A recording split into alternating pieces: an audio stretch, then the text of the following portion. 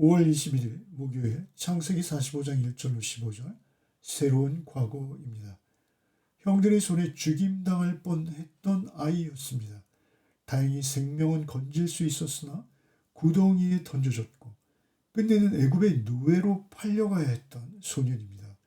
그런 그가 바로 지금 이집트의 총리로서 자기를 판 형제들 앞에 섭니다. 그리고 놀랍게 이렇게 말합니다. 당신들이 나를 이리로 보낸 것이 아닙니다. 하나님께서 많은 생명을 구원하시려고 나를 이리로 보내셨습니다. 이렇게 말할 수 있는 것은 억지 긍정이나 체념일 수 없습니다.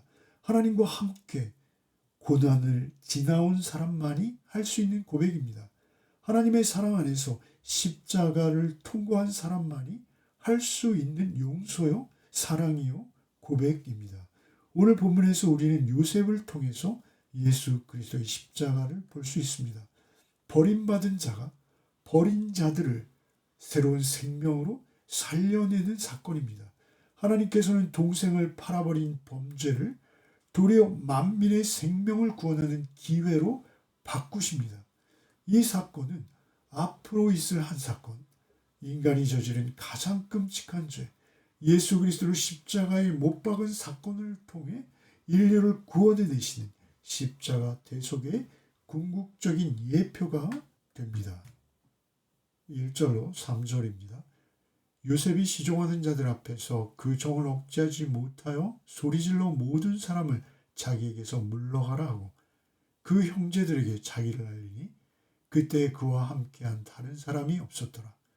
요셉이 큰 소리로 우니 애굽 사람에게 들리며 바로의 궁중에 들리더라.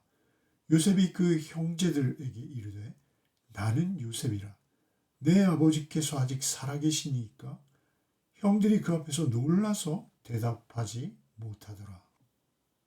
1절에 요셉은 더 이상 감정을 억제하지 못합니다.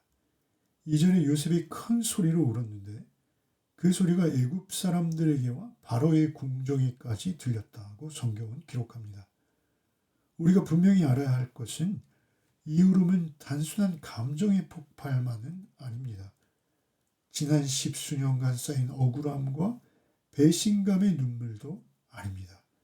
인간의 죄악을 뛰어넘어 마침내 하나님께서 구원 계획을 성취하시는 그 압도적 사랑으로 인해서 터져나온 구속사적 감격을 의미하는 눈물로 보아야 합니다.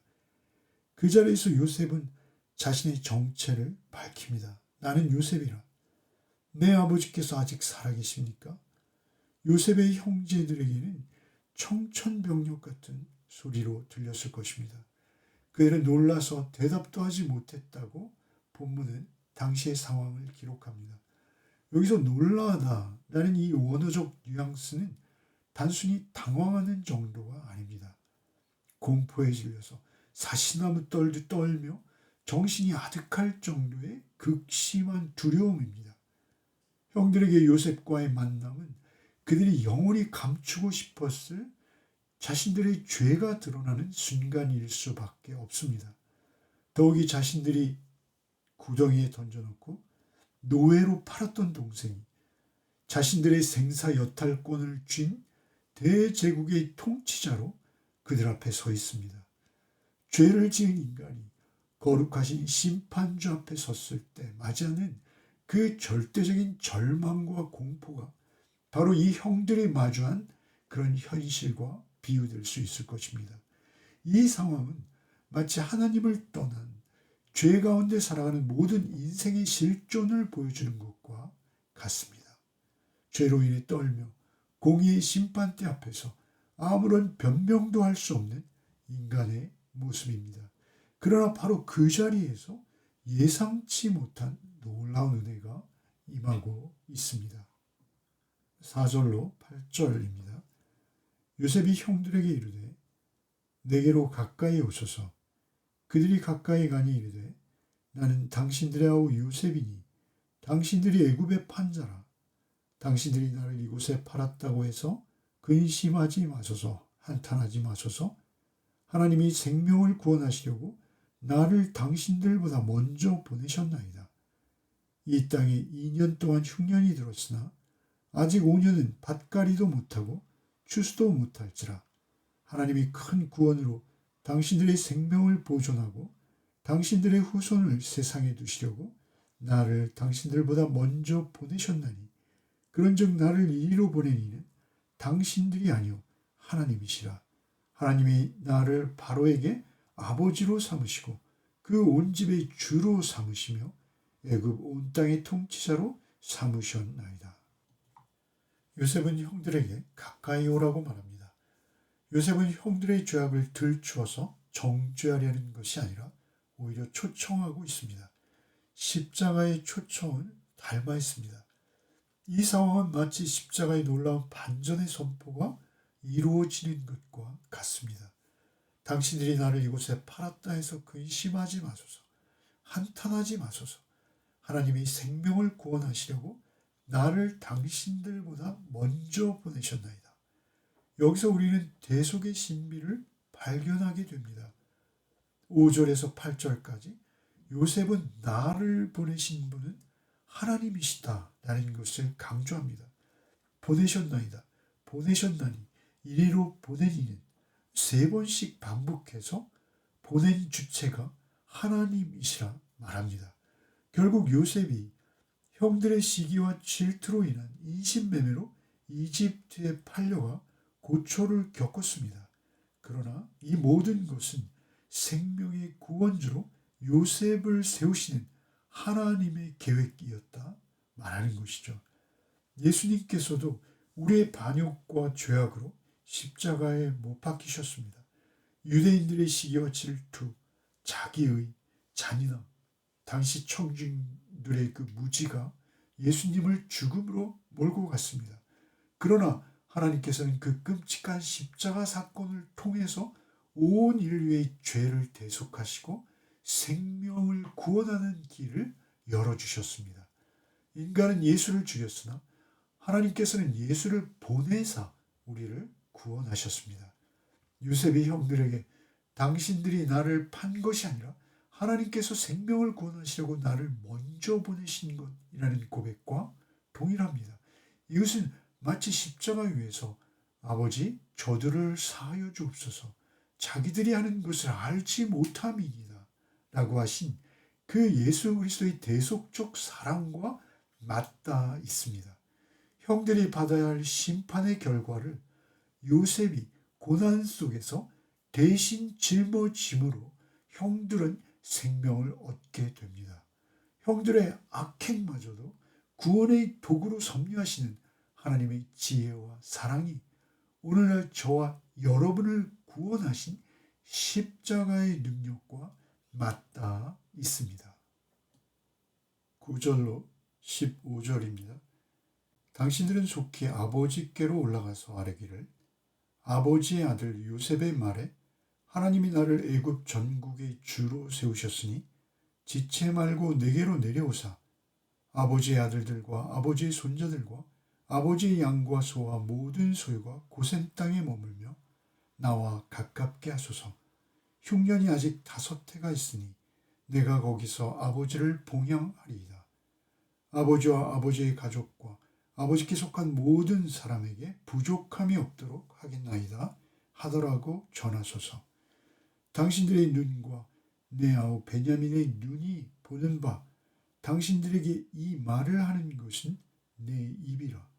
당신들은 내가 애굽에서 누리는 영화와 당신들이 본 모든 것을 다 내 아버지께 아뢰고 속히 모시고 내려오소서 하며 자기 아우 베냐민의 목을 안고 오니 베냐민도 요셉의 목을 안고 오니라.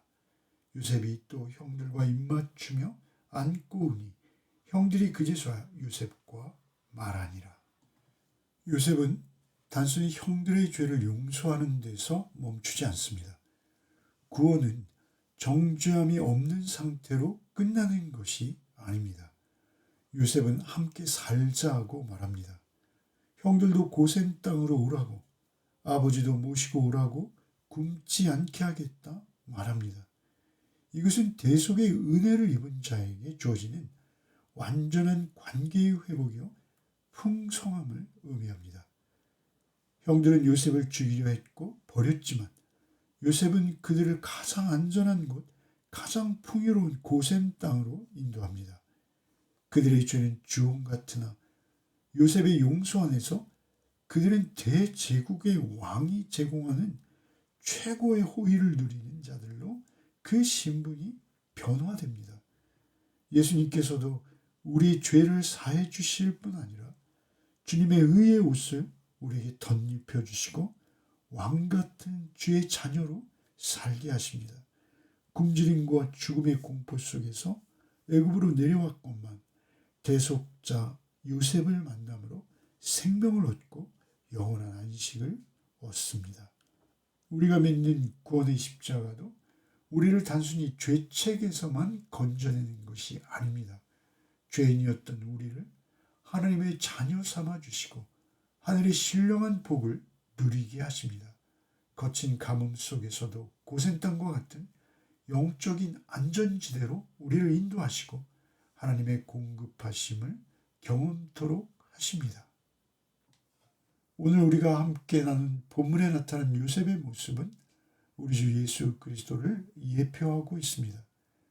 때로 우리는 우리 자신의 연약함과 죄책감으로 두려워 떨며 주님 앞에 서기를 주저하고는 합니다. 그러나 우리 죄보다 언제나 하나님의 은혜는 비교할 수 없이 크십니다. 하나님께서는 인간의 가장 추악한 배신마저도 생명을 구원하는 재료로 삼으십니다. 그 하나님께서는 저와 여러분의 부서진 삶과 때로 수치스러운 죄의 흔적까지도 십자가의 보혈로 덮으시고 마침내 선을 이루실 것입니다. 형들은 여전히 흔들리고 성숙하지 못해도 그들을 향한 요셉의 언약은 끝까지 변하지 않습니다. 이와 같이 우리를 향한 주께서 십자가에 보여주신 그 대속적 사랑은 변치 않고 영원하십니다. 그렇게 우리는 더 이상 과거에 묶여 근심하면 안 되겠습니다. 수고하고 무거운 짐진 자들아 다 내게로 오라 하시는 그 주님의 은혜 앞으로 늘 담대히 나가셔야 하겠습니다. 그렇게 주님의 은혜로우신 초대에 응할 때 우리는 그 완전하신 은혜를 힘입어 영적인 기근 속에서도 하늘의 풍성함을 누릴 수 있습니다. 오늘도 그 풍성한 은혜를 누리는 또 하루가 되시기를 소원합니다. 기도하시겠습니다. 주님, 심판받아 마땅한 형들의 죄악을 도리어 생명과 구원의 도구로 삼으신 주님의 은혜를 묵상합니다. 우리는 여전히 연약하여 자주 넘어지며 구원의 은혜를 입었다 하면서도 문득문득 찾아오는 두려움과 죄책감에 시달릴 때가 많음을 주님께서 아십니다.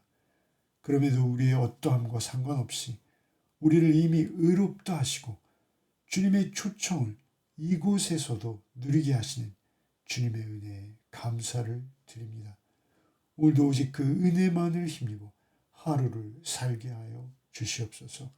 우리의 상처와 실수조차 하나님의 손길과 주님의 은혜를 힘입어 선한 열매로 맺어 가게 하실 줄 믿습니다.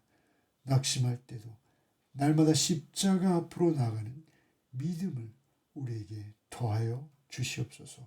오늘도 우리를 온전케 하시며 풍성케 하실 예수 그리스도의 이름 받들어 기도드리옵나이다. 아멘.